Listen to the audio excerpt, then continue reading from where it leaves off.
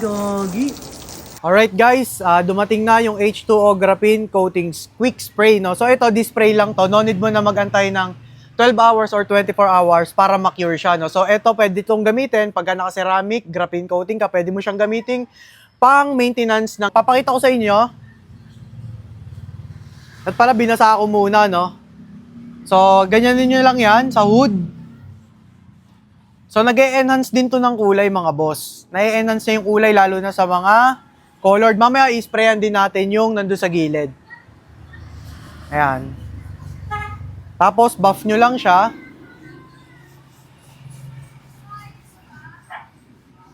Ayan, buff lang. And then, papakita ko sa inyo ngayon, mga bossing. Ayan. Basahin natin. Nakita nyo? Ayan. Ito yung not treated. Ito yung treated. Nagwa-water bead siya. Ayan. Tumatagal to ng 3 buwan, mga boss, no? I-maintain mo yung sasakyan mo, kada linis mo.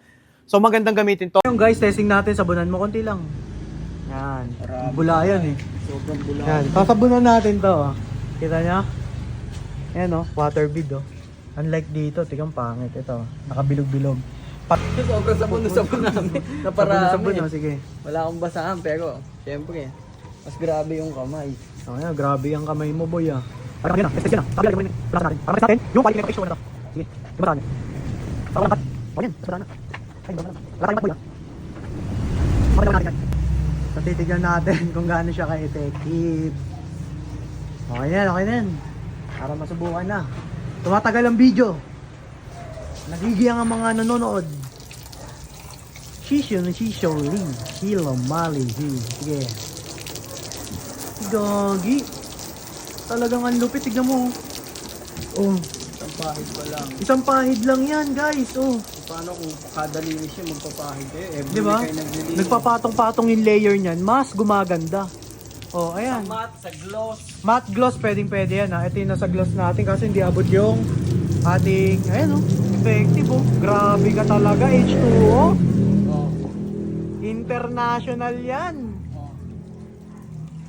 Tapos na ako maglinis. Nice, ayan oh, water beading pa rin. Hindi na ako magtutuyo.